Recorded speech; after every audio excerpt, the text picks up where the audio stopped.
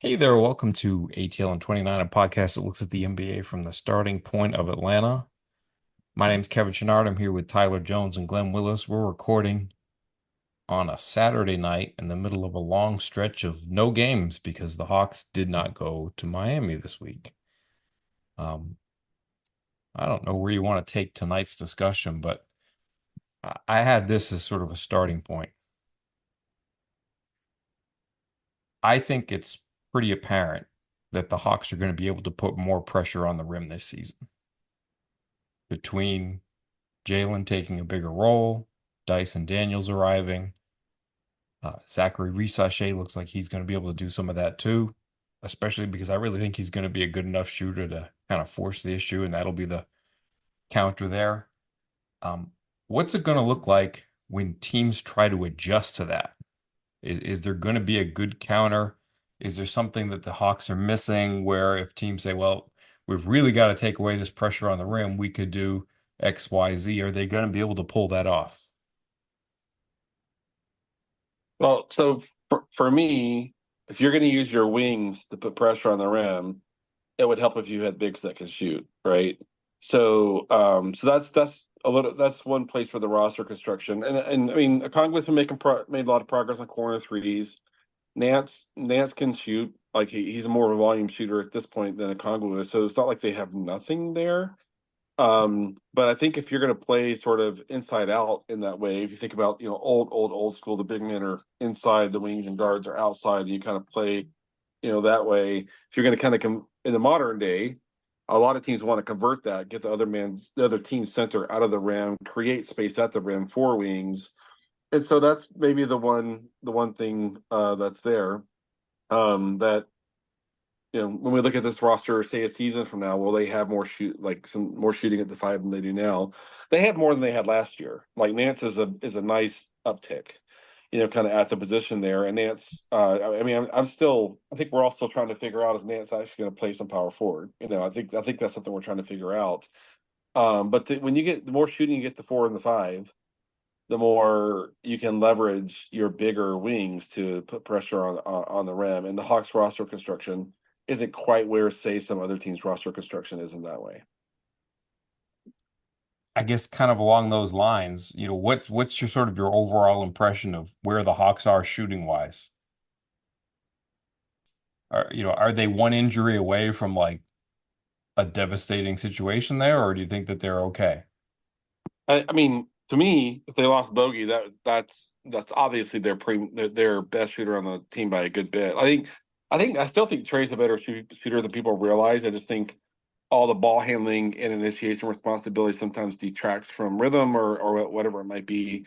But he came one shot from winning the 3-point contest last year, and if you watch him warm up, I mean, you know he's the real shooter. It's just a matter of kind of maybe finding a way to get him to not be so taxed in other areas of play. Maybe he can hit, 38, 39, 40%, from three. But yeah, I mean, if they lose Bogey, that's where, like, who do you turn to? There is no one else that's even close to Bogey's level as a shooter, and so that's a big deal. Yeah, I do think that Zach is going to be a good shooter. Like I haven't seen anything in the last couple of weeks to give me pause, like even in the slightest. Like every time I watch him shoot, I'm like, okay. Like it always looks good. And I know that, sometimes that's in games, sometimes that's in, you know, simulation, sometimes it's in just taking practice shots, and those aren't game speed, but like I haven't seen it look bad yet in any context. So I'm really encouraged in that area. Yeah, Zach for for his age, I mean, not even for his age, like for somebody for his size, he shoots one of the easiest basketballs I've ever seen. Like just you see it in practice, like it's borderline effortless. The way he's able to get the shot up, like and the speed at which he's able to get the shot up. So I don't know, his percentage he's going to shoot, as a rookie, but I feel confident to me if he gets the minutes, he's going to take a lot of minutes, which is like that's almost just as important as making them at a high rate. Like It's kind of like Sadiq last year. It's like exactly. Sadiq didn't make shots, but defenses respected him and they went and Hmm. guarded it. And I feel like, yeah, Zachary may not have this marvelous percentage, but I think, proportionate to how much he plays, he's going to get volume and defenses are going to respect it. Like they're not going to be like, "Hey, go ahead and take what you want." 'Cause he's way too good shooter, too good of a shooter for that.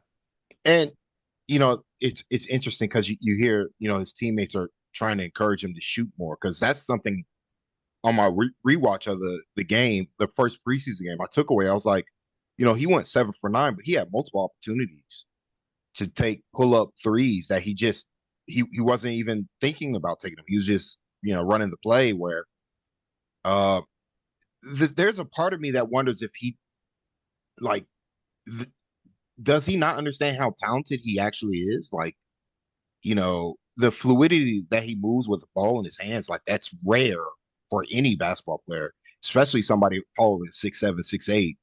So he's got to me, like his rookie season is establishing himself as one of the premier big wing shooters in the game. And it doesn't necessarily mean he's making like 42 or 38% of his threes. It's just the caliber of like the variety of shots he's taking and the caliber of shots he's taking. Like if he's able to take pull up 3 pointers, um, it really just if guys like he can't like if defenders are going to go under him, he just got to pull it and not worry about what the play calls for him to do or not do. Like he's just got to take the shot because that just the willingness to take that shot will demand respect from defenders because he actually has the physical. Like Sadiq could never take that shot. Like his release point was too low for him to take like a pull up three. It's always spot up only. Like Trey, Bogey, Zach, like those are the type of shooters that can take pull up 3 pointers. And so he's got to really establish himself in this league, as a young guy. If he can do that, that's going to be a big boom for the Hawks. Is there any other, if we're in this rare situation where we're kind of in the dark. We haven't seen a whole, we're in the midst of the schedule, but we've only seen the one game. And is there anything particular department, any area in which you want to take the discussion today? Yeah, I mean, for me, I think with the motion and the driving, I think the way they move the needle shooting, even if you take someone like Jalen, right, or if you take someone else who hasn't been a high volume shooter, the way that a team creates more makeable threes is to create open threes, and that's where cutting, motion, driving, rim pressure, all that sort of stuff really shows up. And I think if you ask me, like, I mean, obviously, if they lose Bogey, like they're losing one of the best shooters in the league, hands down, right? Right. I for me, I think Ricochet is going to be a really good shooter across his career. For me, it's the question I have is when does it stabilize? Because for young people, for young players, it's just hard to know. Like, I love that he plays with confidence, and that makes me feel encouraged. And I think he's going to get there. I just don't know how much I feel like I can count on that at the beginning. But I think if you watch the way they play game one, what they're trying to do is elevate everyone's shooting 2 or 3 percentage points or whatever by creating more wide open threes, paint touches, breaking the paint, cuts, motion, all that sort of stuff. I think it's going to help the team be more efficient at the 3 point line. I think that at least that's the intent of what they're doing. I think.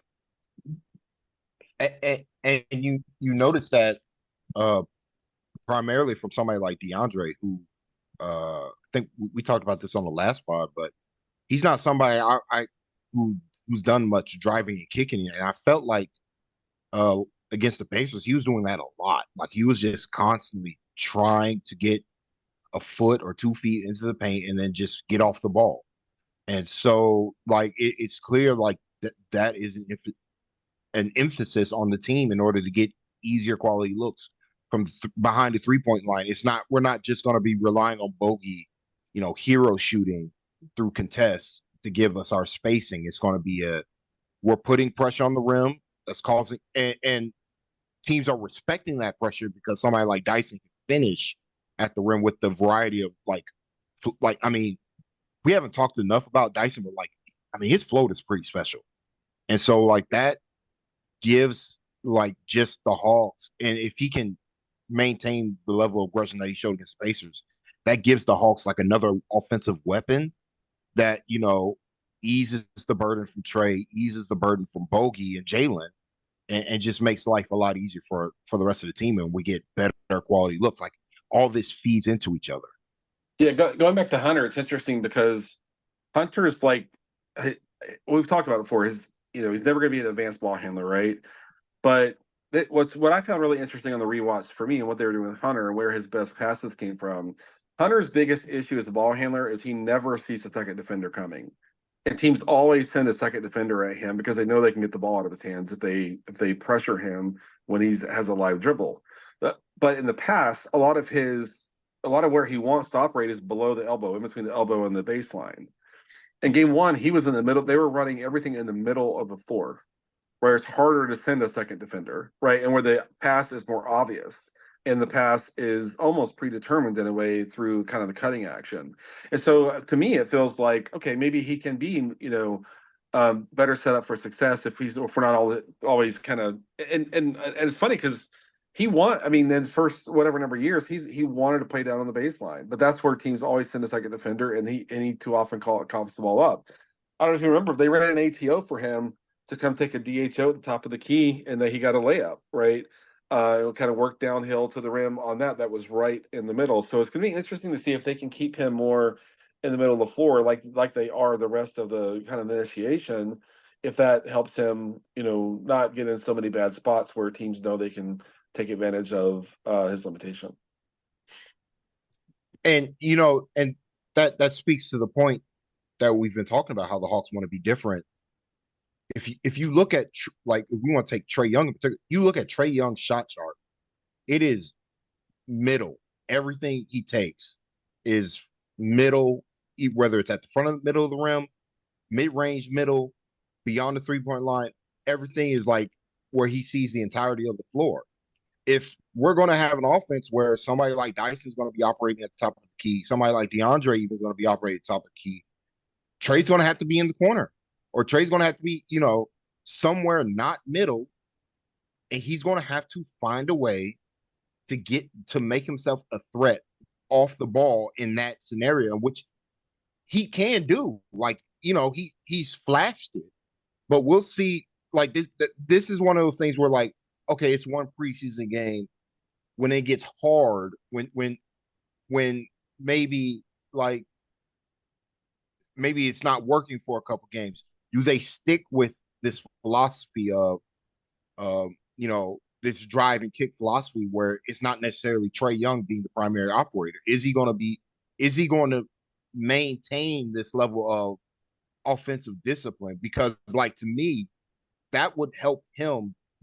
I mean, all of this, like, if we're running an offense that divests a little bit more from Trey Young, I think that'll make him more efficient as a basketball player because getting easier quality looks. I thought we saw that with the Pacers, where he's getting constant mismatches just based on the off-ball movement of his teammates, and he's just getting one-on-ones. He's getting ISO situations on bad defenders. Like, teams go out of their way to not let that happen, but because the Hawks are doing so much movement, all of a sudden you're constantly getting Trey Young on a mismatch, but it's not middle. It's like on the side or in the corner. And it's like, okay, Trey, can you attack here? Because if you can, it's just a one-on-one situation. You beat your man, either help's going to come or you're going to get an open layup. Like, so that's where it's like, okay, Trey, you want to take this next step as a team? We're going to help put you in the situation to do that, but that's going to require guys like this is where like somebody like Dyson is going to be so huge for this team, just because if he can maintain his aggression, uh, that would really help the rest of his team because he's such a smart decision maker on the ball. I agree with you that the Hawks need Trey to be out of the middle a little bit more. But it's a little bit of a mixed bag because Trey is a great corner shooter. But I think one of the problems that he had earlier in his career, and maybe it's different now, and then with experience things will change, but when teams got him away from the middle and he had to drive more from an angle, the closer he got to the baseline, the worse his drives got. Like, and so he's gonna have to make an adjustment. And like you said, it may be coming against worse defenders with fewer eyeballs on him. And if that's the case, then he'll probably be fine. But I think historically, the further he gets from the middle, the worse his drives get. And the other thing is like if he has the ball less, you're gonna have to be careful about teams not respecting Clint Capella when he's out there with them because early in this game against the Pacers that they played, like they were running Trey Hunter pick and rolls with Capella just kind of out at the elbow, and they were just not. I have to double check, but from what I saw, it didn't seem like the defense was respecting Clint in that position a whole lot, and those plays kind of went nowhere when they fell behind 22-5 early. But I just that's another minor concern. Like I think that'll work fine if you're out there with Nance or Kongwu that they'll be enough of a hub working from the elbow and things like that that the defenses will have to respect the actions. But if it's Trey trying to attack from the sides or other people attacking from the middle while Clint's out there, I think that's just a little bit of a perilous situation for them. That's where it's like that's where you can say, um, how much do you want to play Hunter and Capella together offensively? Because I feel like when I watched the game, I didn't have it didn't matter who the center was when Hunter wasn't in the game. Not like just because the passing. I mean, like it's such a valuable skill. It's a valuable skill, and it's a skill the Hawks have not had from their wings until really this season. Like until you know, uh, Jalen got consistent playing time, but he was playing power forward position from the forward room. Other than Bogey, when he's playing next to Trey and Kevin Herter back when he played, Hawks just haven't had passing, and so it like passing can create space. There are other ways to create spacing. It's not just Yeah. shooting the ball, and so that's where it's like, okay, if Capella's going to be a starting center, do you want to start Bogey, in that lineup just to get the additional spacing, the additional playmaker? We know Bogey's a solid ball handler, or do you want to trust the rookie? If what he's showing is real in these preseason games, we'll see.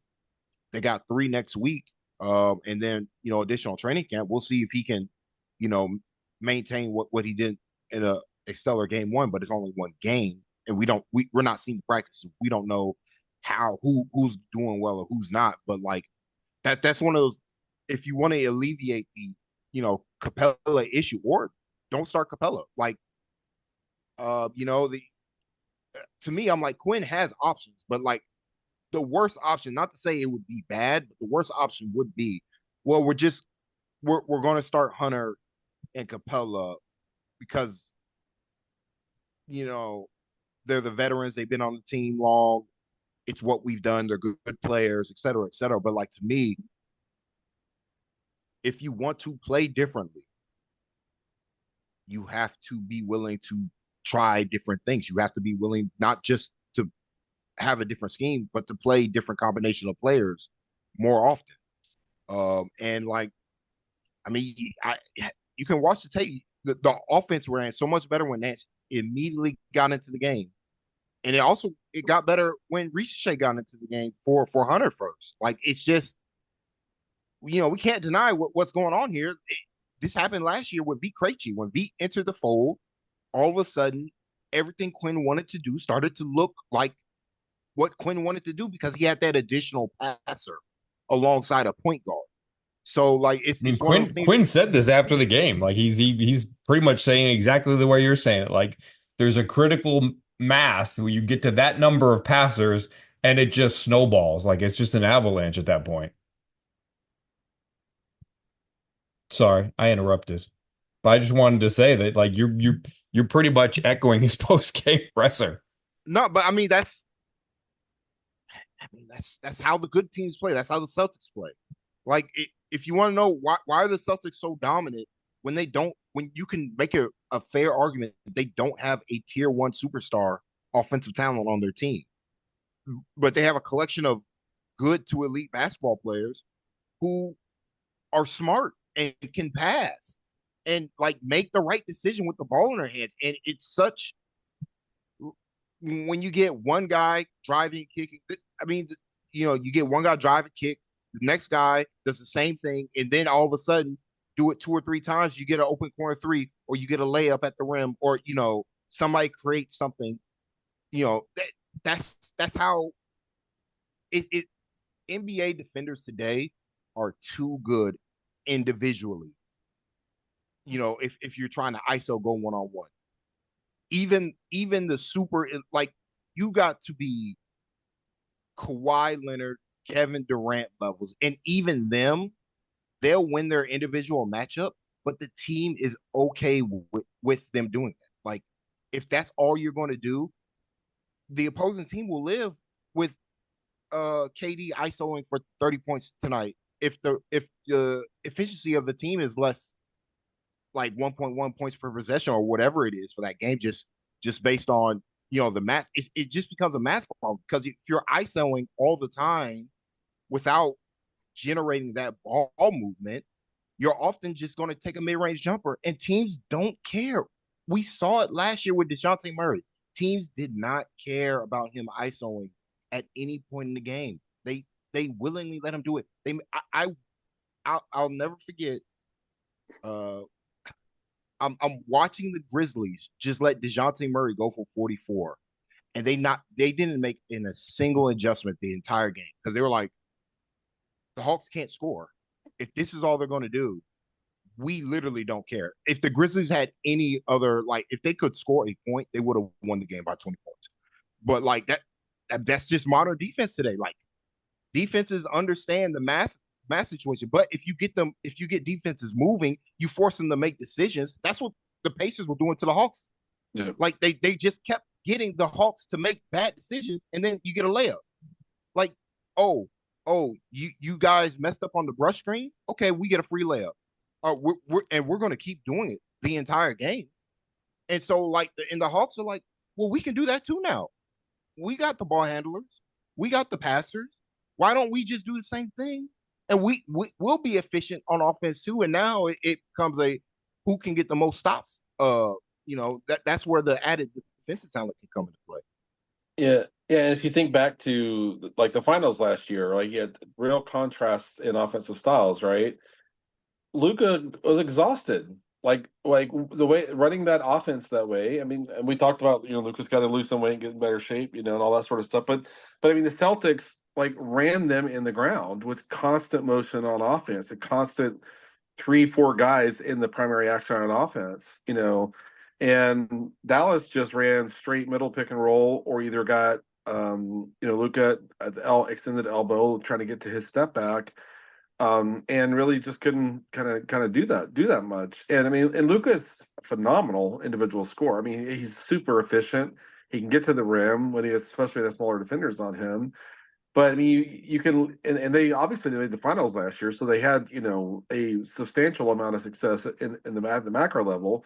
But when it got to the point that it really mattered, the Celtics just ran circles around them. Like the Mavericks were constantly having to move on defense when what Dallas was running basically let Boston set their defense the way they wanted to, and just kind of react to one guy with the ball, for the most part. And so the Hawks are swinging, towards another, a direction where they're going to keep the opposing defenses hopefully moving a lot more and throw a lot more at them than what we're used to seeing. It's interesting. I went back. I was curious.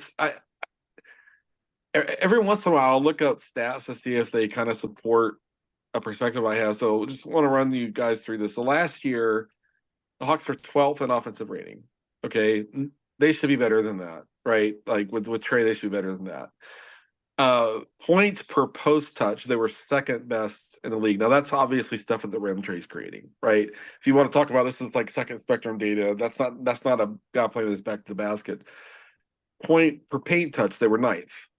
Points per elbow touch, they were sixth. points per touch overall, they were seventh.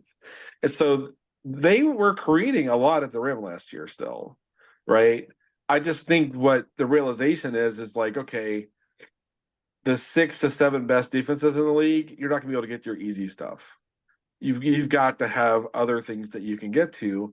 And that's what it looks like to build up for hopefully a playoff run at some point, is to be able to have more diversity and to have an option number two, an option number three, all built into what you're doing. And that's why, to me, Dallas ran into a brick wall last year. That's why you watch the Clippers play and they still let Harden kind of do old Harden stuff, right? And they kind of just Harden's kind of like Luka did last year. Harden has multiple times run out of gas, in a postseason run. And so for me to watch, you know, more touches, more passes, more people involved in the primary action, that's the way the good teams are playing offense these days. That's the way the best offensive teams are playing offense this year. Whether that's Oklahoma City playing 5 out and really moving the ball, same in Indiana, Boston, etc. And it's kind of funny. You go look at the teams that had the lower the lower number of touches per game. Knicks play through Brunson. Rockets, I'm sorry, Clippers played through Harden. Dallas, and so I mean, Quinn's really trying to steer them away from, Trey really just running the offense all the time. So it'll be interesting to see if we see more of the same in the second, preseason game. But they definitely, Quinn seems to be steering this offense towards a model that the best offensive teams are using now. It's funny that Tyler brought up Kevin Durant as his example because it's going to be different for them this season, isn't it? Our old friend Mike Budd in town, getting them all on the right page. Yeah, They're running a real offense, and they look a lot different like that. It's preseason, but I mean, if the Suns are going to shoot a bunch of threes with KD and Devin Booker being their best players, like that can win a title. Budenholzer's a great coach, man. If yep. if the Suns can build up the depth they need to sustain a playoff run, they could absolutely win a title. Like, especially with Mike Budenholzer, getting them to being more efficient because the Suns the last couple seasons, it's just been mid-range city, and it's like teams literally don't care. Like Kevin Durant, you might be, if you're not the most talented basketball player of all time, you're one of the most talented basketball players ever, and you're one of the greatest players of all time.